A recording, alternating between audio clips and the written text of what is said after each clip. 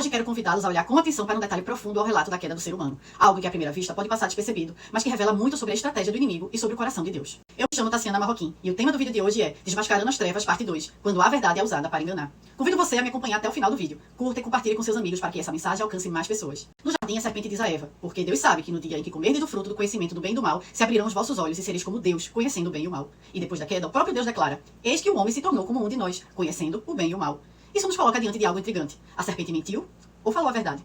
E a resposta é, ela falou uma verdade contaminada por uma mentira. E essa é a estratégia mais perigosa, a verdade distorcida. O inimigo não apresentou uma mentira absurda, ele apresentou algo plausível, algo parcialmente verdadeiro. Sim, o homem passaria a conhecer o bem e o mal, mas o que não foi dito é como esse conhecimento viria. Não seria um conhecimento puro, não seria um conhecimento seguro, seria um conhecimento adquirido pela quebra da inocência. E aqui está o engano. A serpente vendeu a elevação, mas entregou queda. Deus declara que o homem passou a conhecer o bem e o mal, mas precisamos entender a diferença essencial. Deus conhece o mal, mas não é contaminado por ele. Deus conhece o mal como quem é santo e soberano. Já o homem passou a conhecer o mal como quem foi ferido por ele. Deus discerne o mal, e o homem passou a experimentar o mal. Deus julga o mal, e o homem passou a carregar as suas consequências. Essa é a grande diferença. O conhecimento prometido não era errado em si. O problema foi o caminho pelo qual ele foi adquirido. Isso nos leva a uma reflexão importante. A inocência foi como um projeto, e não como estado final. Quando olhamos para a criação, vemos um homem em estado de pura inocência, como uma criança espiritual, sem malícia, sem vergonha, sem consciência do mal. Isso nos leva a uma pergunta. Será que essa inocência é o estado final do homem ou o início de um processo? Quando olhamos para a forma como lidamos com nossos filhos, entendemos algo profundo. Protegemos a sua inocência. Não revelamos tudo de uma vez. Não expomos ao que ainda não pode discernir. Existe um tempo para crescer, para amadurecer, para aprender a discernir o bem e o mal, com segurança. E aqui lanço uma hipótese para pensarmos. E se o plano de Deus envolvesse um amadurecimento progressivo, seguro, guiado e sem rupturas? Se isso for considerado, então o que acontece no Éden não é apenas desobediência, é uma interrupção de processo. O homem não esperou, não confiou, não permaneceu na dependência. E o inimigo oferece um atalho. Você pode chegar lá agora.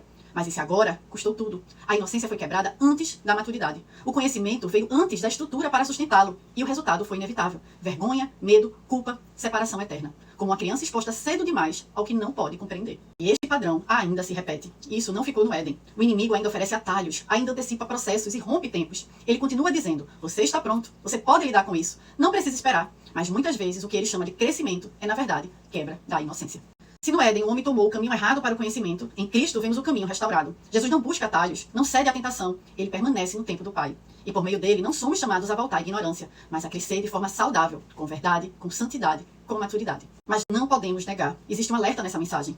A serpente não negou completamente a verdade, ela apenas misturou. E é exatamente assim que muitos enganos continuam acontecendo. A palavra já nos advertia que viriam tempos em que nem todos suportariam a sã doutrina, mas buscariam mestres segundo seus próprios desejos. E aqui está o perigo. Nem todo discurso que parece espiritual vem de Deus. Nem toda mensagem que usa a verdade é totalmente verdadeira. Assim como no Éden, há vozes que dizem coisas que parecem corretas, promessas que parecem elevadas, caminhos que parecem bons aos nossos olhos, mas que no fundo carregam verdade contaminada. São caminhos de morte, não caminhos de vida.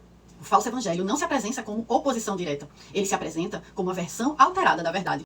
Falsos líderes não necessariamente rejeitam tudo. Muitas vezes eles misturam. Misturam graça com permissividade, liberdade com ausência de santidade, promessa com atalhos. E assim como no princípio, o resultado é o mesmo. Uma fé fragilizada, uma consciência confusa e uma vida distante da plenitude de Deus.